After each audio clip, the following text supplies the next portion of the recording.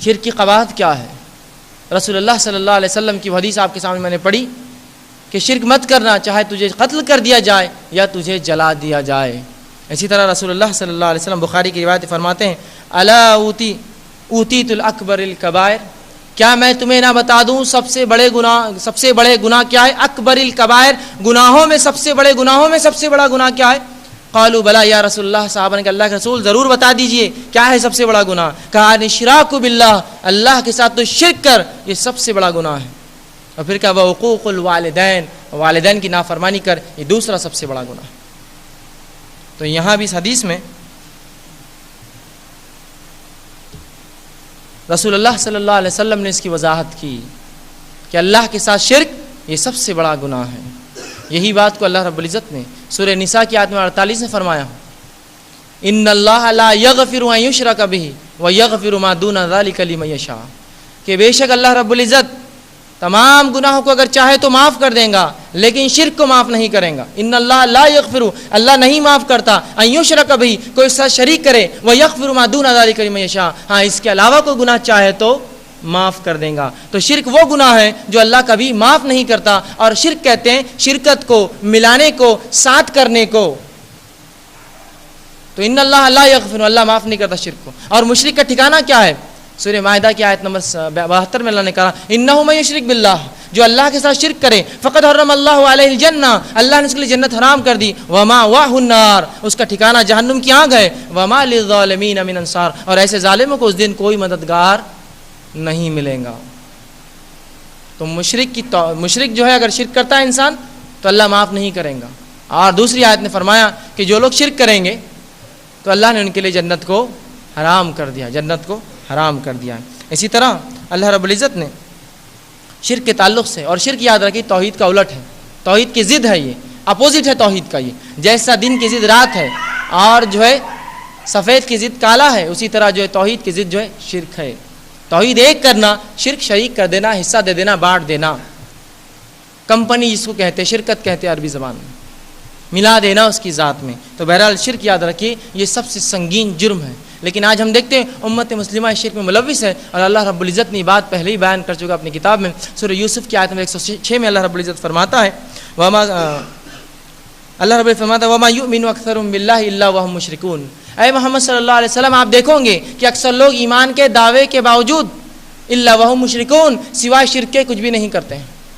وضاحت کر دی اللہ نے، وما یؤمن اکثریت جو ایمان کا دعویٰ کرتی ہے، اللہ فرما رہا ہے الا وهم مشرکون، لیکن اللہ پر ایمان کا دعویٰ تو کرتے ہیں لیکن سوائے شرک کے کچھ بھی نہیں کرتے۔ تو کہ ہمارا معاملہ بھی تو ایسا نہیں ہے کہ ہم توحید کی بات کر رہے ہیں لیکن ایسا تو نہیں کہ سوائے شرک کے کچھ نہیں کر رہے ہیں، کہ تو اللہ نے اس بات کی وضاحت قرآن میں کر دی ہے۔ اور شرک جو ہے ہماری پیدائش کے مقصد کو ختم کر دیتا ہے، ہمارے دنیا میں بھیجے جانے کے مقصد کو ختم کر دیتا ہے، اور جب مقصد ختم ہو جاتا ہے تو پھر چیز کا کرنا بیکار ہو جاتا ہے۔ کسی نے دکان کھولی فائدے کے مقصد سے اور فائدہ نہ ہوا، دکان بیکار رہی، تو مقصد ختم ہوا، چیز بیکار ہوئی۔ تو ہماری پیدائش کا مقصد اللہ کی عبادت ہے۔ سورہ زاریات کی آیت نمبر 56 میں اللہ رب العزت نے فرمایا وما خلقت الجن والانس الا لیعبدون، ہم نے جنوں اور انسانوں کو خالص اپنی عبادت کو پیدا کیا۔ انسان کی پیدائش کا مقصد عبادت ہے، اگر اللہ کے علاوہ کسی کی عبادت کرے، مقصد ختم ہوا، اس کی پیدائش کا مقصد بیکار رہا، دنیا میں آنے کا مقصد فوت ہو گیا، وہ بیکار رہا اس کا دنیا میں آنا۔ تو ہماری پیدائش کے مقصد کا الٹ ہے شرک، یاد رکھیے۔ تو جو شرک کرتا ہے وہ پیدائش کے مقصد کے خلاف کام کرتا ہے۔ اور اللہ رب العزت نے نبیوں کی بعثت کے تعلق سے سورہ نحل سورہ نمبر 16 آیت نمبر جو ہے 36 نے فرمایا وَلَقَدْ بَعَثْنَا فِي كُلِّ أُمَّةٍ رَسُولٍ أَنِ اعْبُدُوا اللَّهَ وَاجْتَنِبُوا الطَّاغُوتَ، کہ ہم نے ہر قوم ہر بستی میں نبیوں کو بھیجا، أَنِ اعْبُدُوا اللَّهَ، اللہ کی عبادت کو حکم دیتے، وَاجْتَنِبُوا الطَّاغُوتَ، اور طاغوت شیطان کی عبادت سے لوگوں کو روکتے۔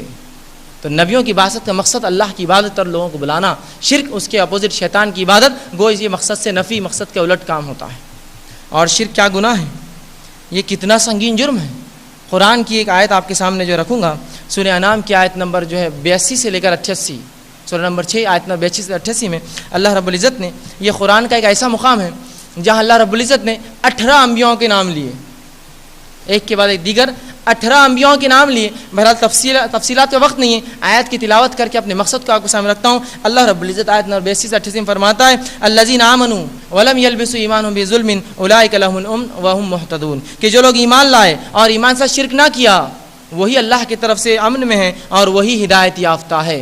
مطلب جو لوگ توحید پر رہیں گے انہیں دنیا میں امن ہے, ہدایت یافتہ. آگے فرمایا وتلک حجتنا آتینا ابراہیم علی قومی نرفع درجات من نشاء ان ربک حکیم علیم انک رب حکیم علیم, کہ اللہ نے فرمایا کہ بے شک جو اللہ رب فرماتا ہے یہی حجت تھی, یہی دلیلیں تھی جو ہم نے ابراہیم علیہ السلام کو جو ہے عطا کی تھی, اور اللہ جس کے چاہے درجات کو جو ہے بلند فرماتا ہے, اور اللہ رب الحکیم اور جو حکمت والا اور علم والا ہے. آگے اللہ نے فرمایا وَوَهَبْنَا لَهُ إِسْحَاقَ وَيَعْقُوبَ كُلًّا هَدَيْنَا وَنُوحًا, اور اس کے بعد ہم نے ان کی اولاد میں اسحاق کو اور یعقوب کو ہدایت دی, اور فرمایا وَنُوحًا هَدَيْنَا مِن قبل, اور اس سے پہلے نوح کو ہم نے ہدایت میں دی تھی, وَمِن ذُرِّيَّتِهِ, اور ان کی آل اولاد میں ہم نے ہدایت دی تھی, داؤد وسلیمان وایوب ویوسف, اور داؤد اور سلیمان ایوب اور یوسف کو, وموسیٰ وہارون وکذالک نجزی المحسنین, اور یہ تمام کے تمام جو موسیٰ اور ہارون یہ تمام کے تمام نیکوکاروں میں سے تھے.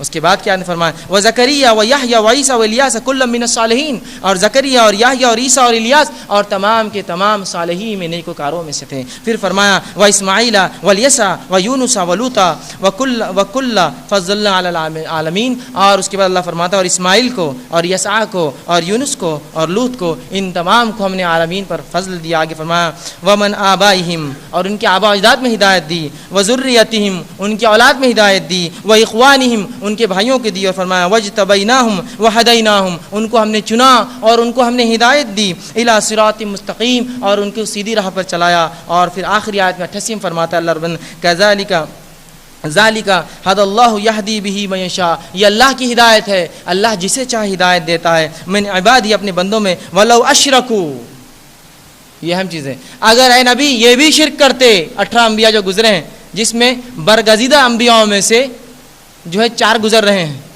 5 انبیاء برگزیدہ ہے, اولوالعزم پیغمبر ہے.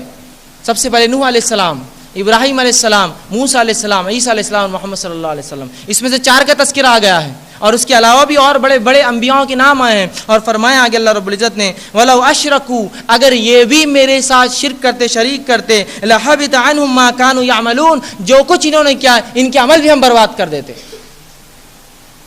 18 انبیاءوں کے نام میرے اور آپ کے نام نہیں ہیں, یہ میرے اور آپ کی شخصیتیں نہیں, انبیاء علیہ الصلوۃ والسلام. کہا جا رہا اگر یہ بھی شرک کرتے تو اے نبی ان کے اعمال کو برباد کر دیتا میں, جو کچھ انہوں نے کیا تھا. یہ تو ان انبیاءوں کے تعلق سے تھا. خود رسول اللہ صلی اللہ علیہ وسلم کے تعلق سے آئیے قرآن کیا فرماتا ہے. اللہ رب العزت فرماتا ہے اللہ کے رسول سے سورہ زمر کی آیت نمبر 65 میں, بڑی سخت آیت, اللہ فرماتا ہے وَلَقَدْ أُوحِيَ إِلَيْكَ وَإِلَى الَّذِينَ مِن قَبْلِكَ, اے نبی ہم نے آپ کی طرف وحی کی اور آپ سے پہلے بھی یہی وحی کی تھی, لَإِنْ أَشْرَكْتَ, کہ اگر تو بھی اے نبی شرک کرے تو اللہ فرماتا ہے لَيَحْبِطَنَّ عَمَلُكَ, ہم تیرے عمل کو برباد کر دیں گے, وَلَا تَكُونَ مِنَ الْخَاسِرِينَ, اور تجھے بھی جہنم میں ڈال دیں گے. رسول اللہ سے خطاب ہے وَإِنْ أَشْرَكْتَ, اگر تو نے بھی شرک کیا ہے, نبی پچھلی امتوں کو بیان کر چکے ہیں, اگر تو نے بھی شرک کیا لَيَحْبِطَنَّ عَمَلُكَ, تیرے عمل بھی برباد کر دیں گے, اور خاسرین اور آخرت خسارہ صرف جہنم میں. یاد رکھیے سورہ عصر کی تفسیر سب جانتے ہیں, وَالْعَصْرِ إِنَّ الْإِنسَانَ لَفِي خُسْرٍ, یہاں خسر سے مراد جہنم ہے. تو اے نبی آپ بھی خسارے میں ہوں گے اگر شرک کرو میرے ساتھ, تو یا شرک پہ اگر آپ کا خاتمہ ہو جائے تو شرک یاد رکھے اگر کسی نے کیا ہو تو رب سے توبہ کرے. اگر اس پر مر گیا تو ہمیشہ کی جہنم میں جائیں گا. اس پر مر گیا, جیتے جی اگر یاد آ جائے توبہ کر لیا دل میں انشاءاللہ بچ جائیں گا, لیکن اگر شرک پر موت آ گئی تو یاد رکھیے وہ تو برباد ہو گیا. شرک کے بھی کئی اقسام علماء دیتے ہیں. بہرحال مختصر سے ان اقسام کو رکھ کر چند وہ باتیں جو ہمارے معاشرے میں شرک